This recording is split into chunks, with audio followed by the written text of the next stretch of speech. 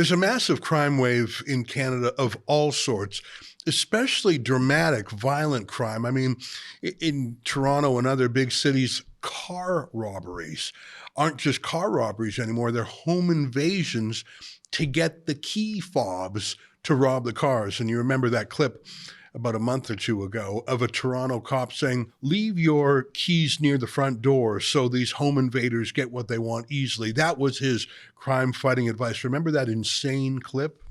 To prevent the possibility of being attacked in your home, leave your fobs at your front door. Because they're breaking into your home to steal your car. They don't want anything else. A lot of them that they're arresting have guns on them, and they're not toy guns, they're real guns. They're loaded. And that's just now considered regular, normal background crime. You have shocking crimes like the $20 million gold heist, and just every species of crime is higher. It's almost like riding the subway in Toronto is like riding the subway in New York City now. Very dangerous.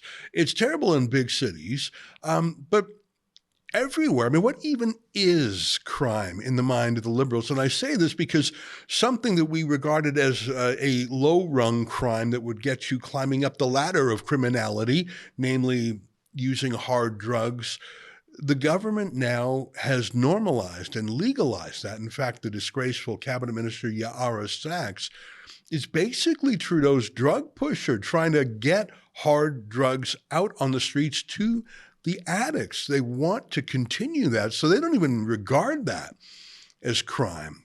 Trudeau was very blunt when he ended Stephen Harper's mandatory minimum sentences.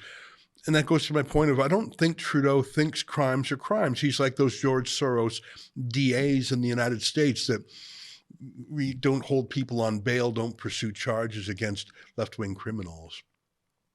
And when I say left-wing criminals, there is a political crime wave too, of course. You recently saw that the ArriveCan app, really an $80,000 app that the government was billed more than $60 million for. Turns out the schemers behind that actually have fleeced the taxpayers for $1 billion. There is so much corruption. And you can't put it all around Trudeau, but he certainly sets the moral standard. I saw a news story the other day about 80 fake colleges in the city of Brampton. Brampton is like a suburb of Toronto. The idea that there are 80 colleges in Brampton is obviously a lie. They're fake. They're diploma mills. You pay them 10 grand or whatever, and they give you a fake diploma. Why would they do that? Who would buy that? Well, foreign students on a student visa pay money to these fake diploma mills to get over to Canada. That's a crime wave that both the provincial and federal governments are clearly party to. And then there's the foreign meddling in Canada, China, including its police stations, which is just so bizarre, Iran fomenting these Hamas protests. And I list these things for you because my question is, what's the priority for police, especially for a national police force like the RCMP? What's the top priority? What would you say is the top priority for fighting crime in Canada? I have my opinions. What's yours? Well, let me tell you what the RCMP's priority is. It's a story in Canadian press published by the CBC. Here's the headline: politicians keep getting more threats. The head of the RCMP says new tools might be needed to protect them. Intelligence report says threats are becoming increasingly normalized. Now, stop right there for a second. What kind of threats do you think they mean? Police, intelligence, threats, those are the words they're using. You probably think they mean death threats or threats of violence, right? Police, intelligence, threats. No. Because these aren't real cops you're hearing from now. This is Trudeau's hyper-partisan RCMP. Here's the story. Let me show you how deceptive the headline is. RCMP Commissioner Mike Duheme says he wants the government to look at drafting a new law that would make it easier for police to pursue charges against people who threaten elected officials. Okay, threatening elected public officials sounds bad. So far, we're all in agreement. Fortunately, we have several laws, including the following. I'm just going to read to you from the criminal code. Don't click away. I want you to read this because it's important. It's relevant to what comes later. This is in our criminal code right now. Section 264, it's called uttering threats. Did you know this is in our criminal code? I bet you did, even if you didn't know the section. Of course, uttering threats is a crime. Let me read it to you. Everyone who commits an offense who, in any manner, knowingly utters, conveys, or causes any person to receive a threat to cause death or bodily harm to any person, to burn, destroy, or damage real or personal property, or to kill, poison, or injure an animal or bird that is the property of any person. Isn't that interesting? So that's a crime right now, uttering threats. It's a crime, and it's pretty broad. It even covers threats against property and critters. Let me read the next section for you. This is section 51 of the criminal code. I'm almost done. Don't click away.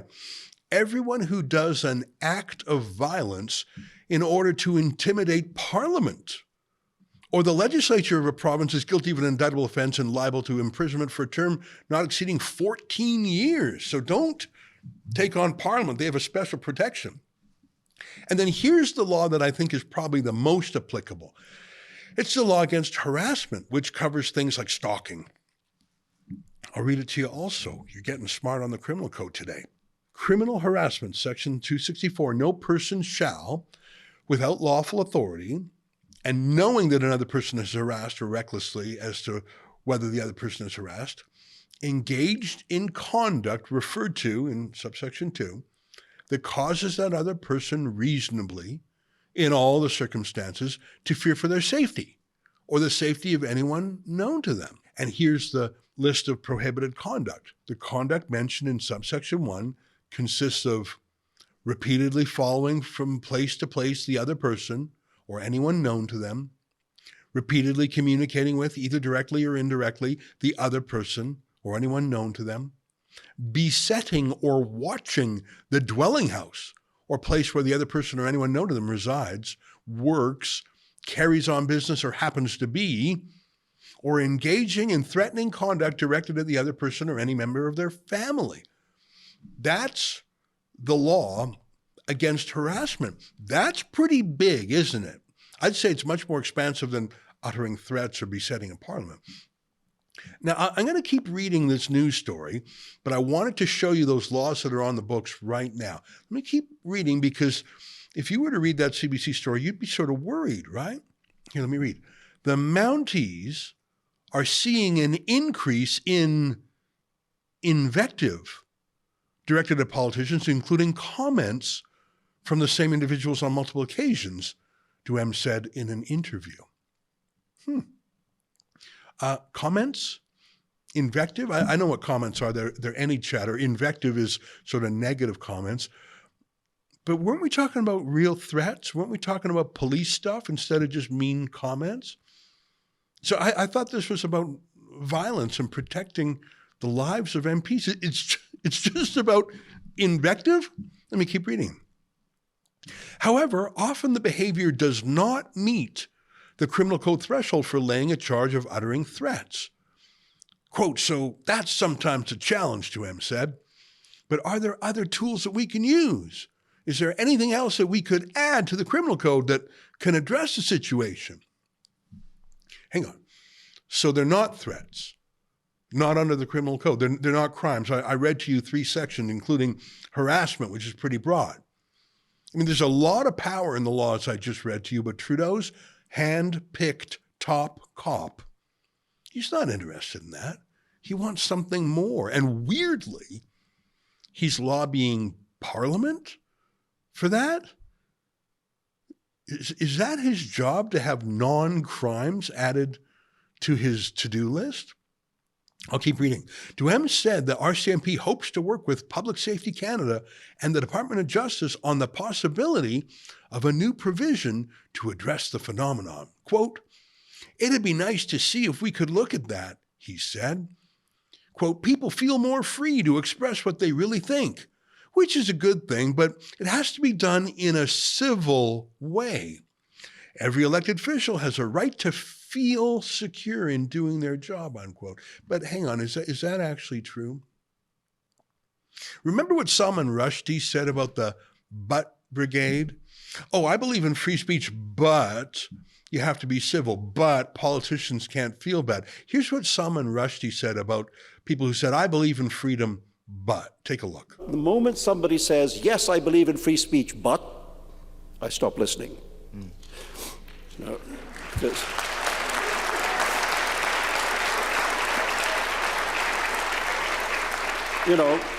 I believe in free speech, but people should behave themselves.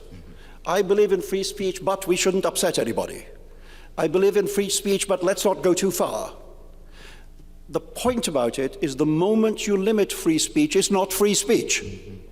The point about it is that it's free. So Canada's head of the RCMP, handpicked by Trudeau, is saying free speech, but you have to criticize your politicians in a civil way. It has to be done in a nonviolent way. I agree with that. But a civil way, as in we have to be polite. We have to have the right tone. Is that the new rule that a cop with a gun is going to enforce? Really? Do Trudeau and his MPs, do they have to be civil back to us? Because that's actually what's of a greater concern to me.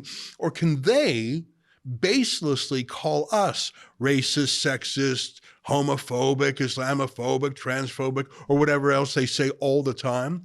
You're a fringe minority. Do you even have rights? All the things he says. And that's just the words from Trudeau and his cronies.